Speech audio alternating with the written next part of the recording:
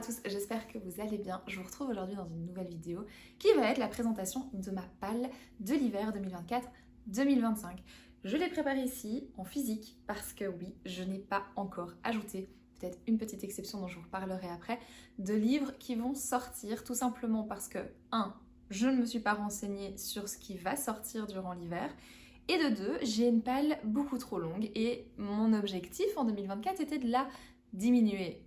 Objectif qui, je vous le dis déjà, n'est pas réussi du tout parce qu'elle n'a pas bougé. En réalité, je lis autant de livres que j'en achète et donc le total de ma palle n'évolue pas du tout. Donc, c'est problématique parce qu'il faut vraiment que je la diminue. Donc, je me suis fait une palle avec des livres et des reliques de ma palle qu'il faut absolument que je lise avant de racheter d'autres livres. Bref, ça ce sera le sujet d'une autre vidéo et de mes objectifs 2025.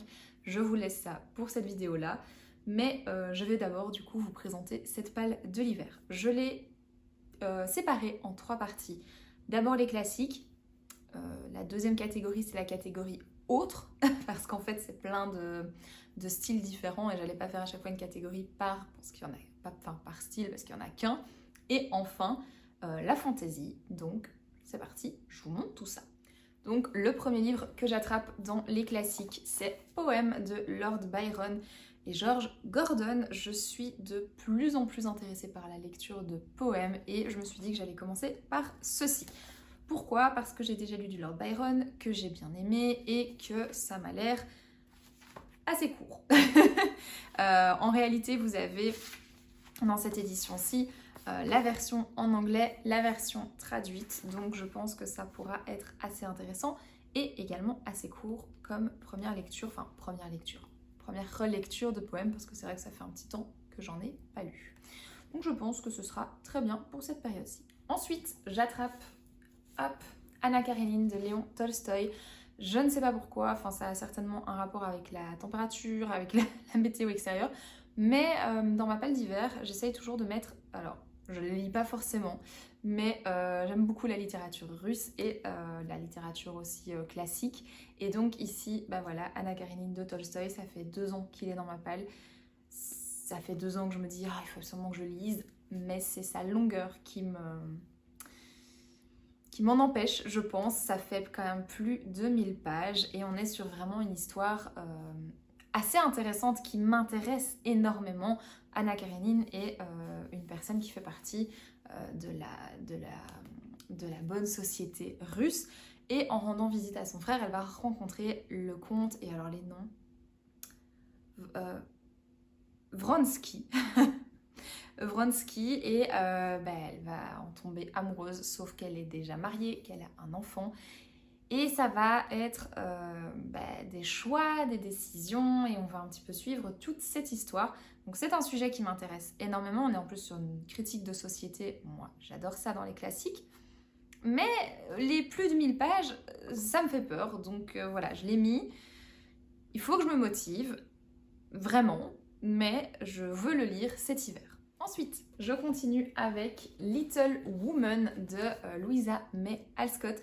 J'ai revu récemment l'adaptation cinématographique avec la plus récente, avec toutes ces jeunes femmes qu'on voit maintenant souvent dans les films.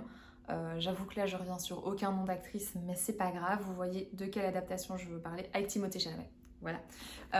Et je me suis dit, allez c'est fou parce que je l'ai dans ma palle, je l'ai jamais lu, donc il serait temps que je le lise. Petite difficulté supplémentaire, cette version-ci est en VO. C'est en anglais, maintenant je pense que ça peut le faire. Je lis de plus en plus en anglais, je me rends compte que je suis de plus en plus à l'aise. Donc justement, il est temps que je le sorte et que je l'essaye. Pareil que pour Anna Karénine, il est long. Ça me fait peur, mais c'est un classique, il faut absolument que je sorte. Et je pense que sa couverture en dit long sur le fait qu'il est parfait pour cette saison. Et le dernier classique que j'ai à vous présenter, c'est Jane Eyre de Charlotte Brontë. Ici, c'est aux éditions Larousse. Il me semble qu'ils avaient sorti cette édition-là justement pour Noël, soit 2022, soit 2023. J'avoue que j'ai un doute. Je la trouve magnifique. Moi, je l'avais trouvée d'occasion. Et pareil, c'est un classique que je n'ai jamais lu, qui, je pense qu'il est temps de le sortir également. Mais vous l'aurez remarqué, c'est aussi un beau pavé. Maintenant, c'est écrit assez grand, il y a 500 pages. Il faut juste se motiver. Je pense que pour les classiques, c'est un peu tout le temps la même chose. Il faut se motiver pour les sortir. Et une fois qu'ils sont sortis, on est bien content de les avoir lus. On continue avec la catégorie que j'appelle Autres. Et le premier, c'est The Cinnamon Bun Bookstore. Donc c'est le tome 2 de la saga. Je ne sais pas si on peut parler de saga de Pumpkin Spice Café. Je pense que c'est plutôt la saga qui se passe dans la ville de Dream Harbor, donc de Laurie Gilmore. J'ai lu le premier tome cet automne. Et là, je crois qu'il y en a déjà 3 qui sont sortis. Donc de Pumpkin Spice Café, de Bun Bookstore, de Christmas Tree Farm, qui se passe du coup à Noël, c'est le tome 3. Mais je pense qu'il y en a 5 qui sont prévus. Je pense que le 4e va sortir. Bref, pour le moment, c'est une édition, c'est une sortie VO. Mais hyper facile à lire. Enfin voilà, moi j'ai trouvé le premier tome très facile à lire. Ce que j'avais pas trop aimé, c'était le côté un peu spicy qui pour moi ne servait à rien parce qu'on est vraiment dans un feuilleton TF1 de l'automne. Du coup, pour celui de l'hiver que j'ai pas encore, et c'est cette petite exception dont je vous parlais, je vais peut-être rajouter par après si je le reçois à Noël parce que je pense que je l'ai mis dans une de mes listes. Bref. Ce qui me fait un tout petit peu peur, je viens seulement de le remarquer, c'est que derrière, vous avez le petit sticker Spicy Books.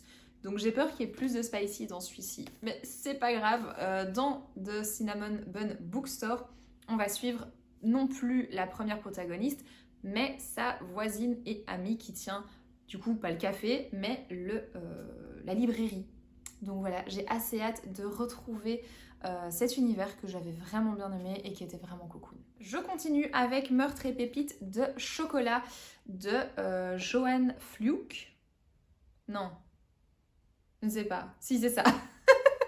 De Joanne Fluke. Et c'est les enquêtes d'Anna Swenson. Je ne sais pas comment on dit, bref. Je crois que je vous le présente depuis... Je vous l'avais déjà mis dans une autre palle. C'est aussi une relique. C'est un cozy mystery, chose que je n'ai encore, je pense, jamais lu. Et voilà, il est temps aussi que je le sorte. J'ai jamais lu de cozy mystery. Enfin, j'essaie de me rappeler, mais je crois pas. Il n'y a rien qui me vient comme ça en tête. Et j'ai vraiment envie de découvrir ce genre parce que je pense que ça peut être un peu comme The Cinnamon Bun Bookstore, une lecture assez cosy, assez cocoon. Alors si je me trompe pas, en plus il y a des recettes de cookies au fur et à mesure du bouquin. Voilà, je pense que ça peut être parfait pour la saison. Il me semble aussi que c'est une saga en plusieurs tomes avec, je pense, plus d'une dizaine maintenant qui sont sortis. Et à chaque fois, c'est avec un titre en rapport avec la pâtisserie, je pense. Enfin voilà, j'ai hâte de découvrir cet univers. Si vous les avez déjà lus, n'hésitez pas à me dire ce que vous en avez pensé parce que moi, j'ai peur que ce ne soit pas le bon cozy mystery pour commencer. Bref, je vais essayer de me motiver cet hiver. Et ensuite, j'ai aussi sélectionné Blackwater, la crue. C'est une saga que j'ai pas encore commencé aux éditions Maison Toussaint l'ouverture. Et c'est de Michael McDowell. Mais mon mari a déjà lu du coup ce premier tome, m'a dit qu'il l'avait lu très vite et que c'était hyper sympa. Donc j'ai hâte de découvrir ça. Ici, on va suivre la famille Kasky. Donc une riche famille du sud de l'Alabama, qui vit dans la ville de Perdido, mais il y a eu donc une crue, une montée des flots, et ils doivent réparer les dégâts causés par cette crue, sauf qu'une jeune femme va apparaître, et j'imagine va semer le trouble dans cette famille, et donc je suppose et j'imagine qu'on va suivre ses aventures par rapport à cette femme qui apparaît suite à cette crue. Je sais pas trop quoi en penser parce que en fait je m'étais jamais vraiment intéressée à cette saga, hein. C'est une saga en plusieurs tomes et du coup je sais pas trop dans quoi je m'embarque. Donc pareil, si vous l'avez lu, n'hésitez pas à me donner votre avis. L'avant-dernier de cette catégorie, il s'agit de Ashes Falling for the Sky, donc le premier tome d'une duologie de Nin Gorman et Mathieu Guibé au livre de poche jeunesse. C'est une romance contemporaine, donc chose que je n'ai pas l'habitude de lire. J'en lis, je pense, une par an à la période de Noël ou à la période hivernale justement, et donc c'est pour ça que celui-ci rejoint la palle de l'hiver.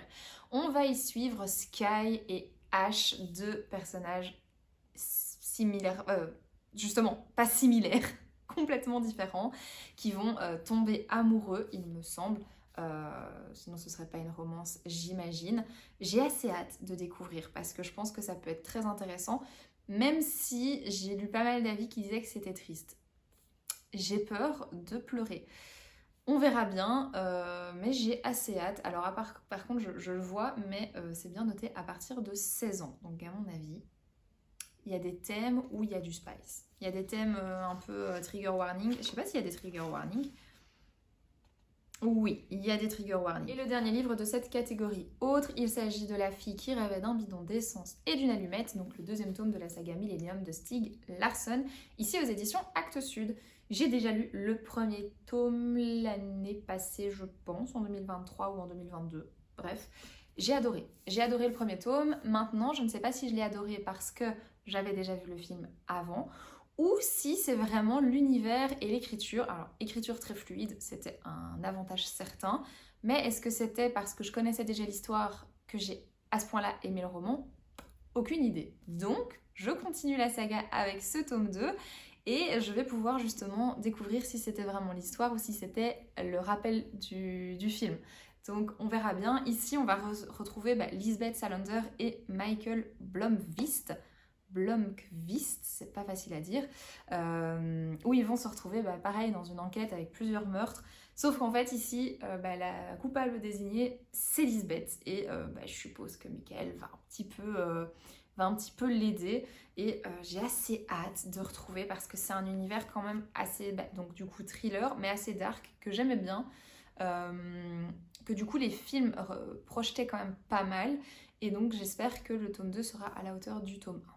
Et enfin, on passe à la catégorie fantasy avec comme première lecture choisie Deux couronnes corrompues de Rachel Guillig aux éditions Sabran.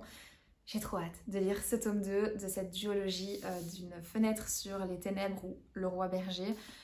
J'ai bien aimé le tome 1, bien que j'ai pas été convaincue totalement par tout l'aspect justement fantasy de ce titre.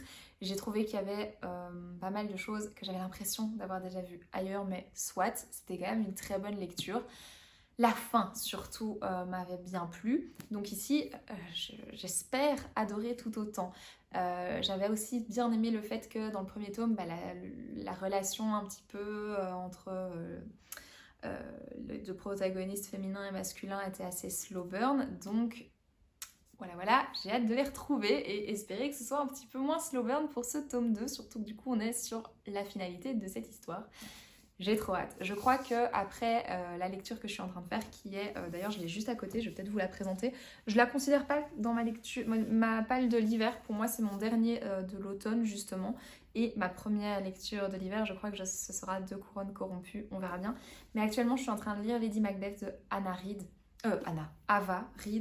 Et j'ai un peu du mal à avancer. Mais bon, bref, c'est ma dernière lecture de l'automne. Ensuite je passerai aux lectures un peu plus hivernales. Je m'égare, reprenons là où nous en étions. Donc après Deux couronnes corrompues, j'ai reporté des lectures que je n'avais pas faites pendant l'automne à l'hiver et la suite du coup de la saga Keleana. J'aimerais bien lire les deux tomes 4, donc il y a le tome 4 première partie et deuxième partie.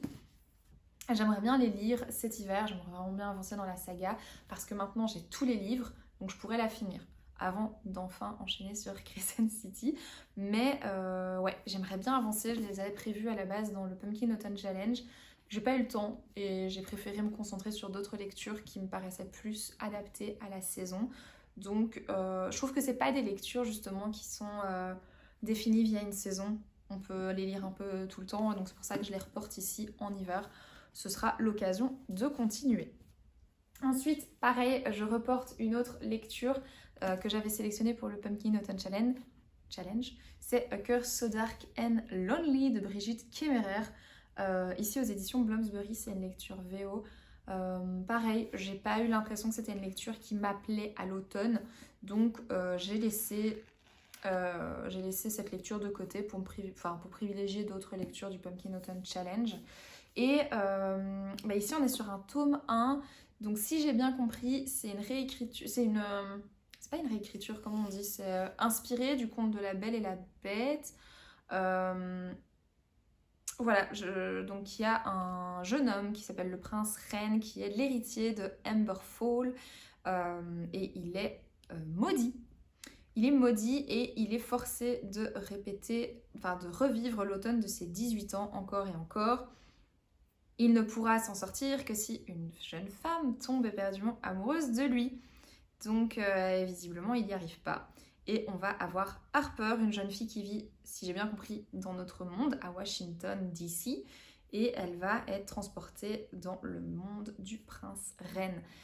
Je me doute que c'est elle qui va tomber éperdument amoureuse de lui, mais certainement avec d'autres péripéties entre-temps. Donc, ce genre de lecture que j'aime encore bien. Je me demande si ça va pas me faire un peu penser à Prince Cruel, même si le plot est pas le même, mais avec cette même, ce même enemy to lover, c'est un peu... Je sais pas trop, je vais voir. Mais je pense que ce sera une bonne lecture pour cet hiver. Et enfin, le dernier livre que j'ai sélectionné pour le moment, vous me connaissez, ça risque d'évoluer entre-temps. Mais voilà, j'aimerais déjà lire tout ça, c'est ambitieux, je le sais bien, mais on verra bien. Et donc ce dernier livre, c'est Mysteries of Thorn Manor, l'édition grimoire que j'ai, parce que je les trouve trop belles, même si j'ai pas été méga fan du premier tome.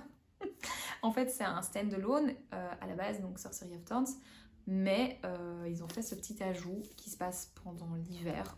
C'est pas long, ça fait 200 pages, c'est écrit super grand, donc je crois que ça va être très vite lu. C'est une petite nouvelle qui se passe après le stand-alone. Et bon, je sais pas, j'avoue que je l'ai acheté avant d'avoir lu le premier tome, je le trouvais trop beau, donc je l'ai pris. Mais là, je me dis que ce serait bien de finir du coup cette saga. Donc on nous dit, retrouver Elisabeth, Nathaniel et le démon Silas dans ce charmant conte d'hiver, piégés au sein du manoir Thorn, ils vont devoir en découvrir tous les secrets. Parfait pour cet hiver, je crois. Même si j'ai pas été convaincue du tome principal, ça va peut-être me plaire parce que c'est une petite nouvelle d'hiver. On verra bien. Mais en tout cas, il est trop beau. Enfin, j'ai peut-être pas aimé le premier tome à sa juste valeur, peut-être, parce que je sais qu'il y a des gens qui sont très très fans. Mais il est très beau, voilà.